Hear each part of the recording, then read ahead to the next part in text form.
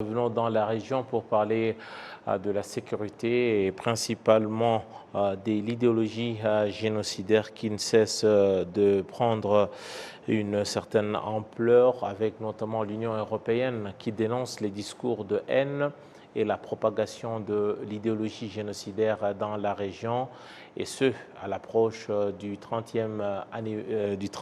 la 30e commémoration du génocide perpétré contre les Tutsis au Rwanda en 1994. C'est l'indication faite par le vice-président de la Commission de l'Union européenne, Josep Borrell, devant le Parlement européen cette semaine. Le point ici avec notre confrère Jean-Damascène Manchim. Le message du haut représentant de l'Union européenne pour les affaires étrangères et la politique de sécurité, et vice-président de la Commission, Josep Borrell, est parvenu aux membres du Parlement européen par l'intermédiaire du commissaire aux partenariats internationaux. Ce message rappelle que le conflit congolais exige une solution négociée entre les belligérants. Cette crise ne connaîtra pas de dénouement militaire. Il faut un dialogue politique pour s'attaquer aux causes premières de l'insécurité et de l'instabilité.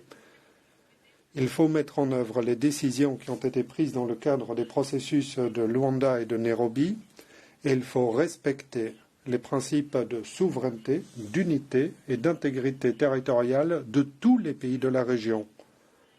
Ce n'est que de cette manière que nous pourrons rompre le cycle de la violence et de l'impunité.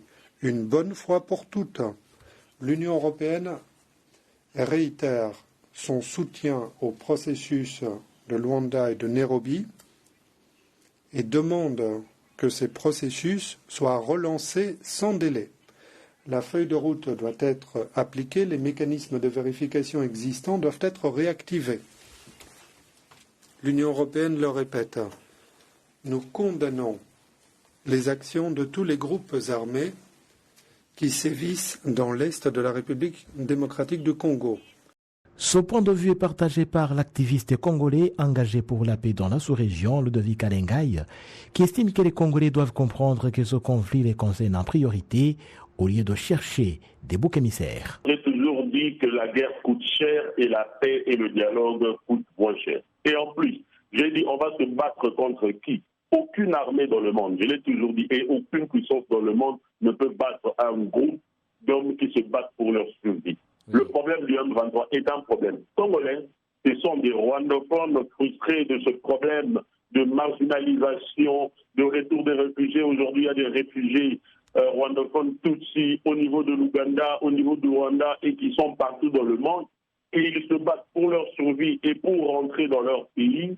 Et je dis que c'est un soutien divin qu'aucune arme ou aucune puissance ne peut leur battre. Ça reste un problème congolais. Nous allons le résoudre en tant que Congolais et nous insistons toujours pour que même nos pays frères, le Rwanda, l'Ouganda, tous les pays partenaires, de nous accompagner à résoudre les causes profondes des conflits par la paix, par le dialogue, par les négociations pacifiques et fraternelles.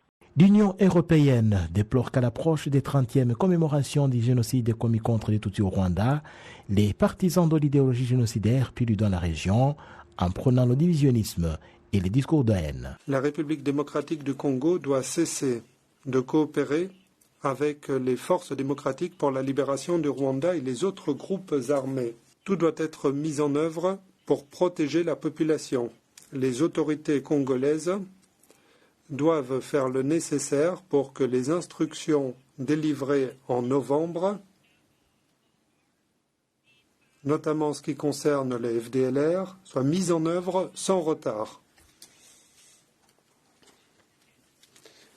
Je le répète une fois de plus, nous condamnons tous les discours de haine et toutes les formes de xénophobie, ainsi que tous les discours ethniques et toutes les politiques identitaires et ethniques. Les discours de haine et les violences ethniques nous remettent en mémoire les pages les plus noires de l'histoire de cette région. Nous sommes sur le point de commémorer le 30e anniversaire du génocide commis à l'encontre de la communauté Tutsi. Plus que jamais, nous demandons à tous les acteurs politiques et à tous les acteurs de la société civile, y compris au plus haut niveau du pouvoir, de s'abstenir de verser dans ce type de discours.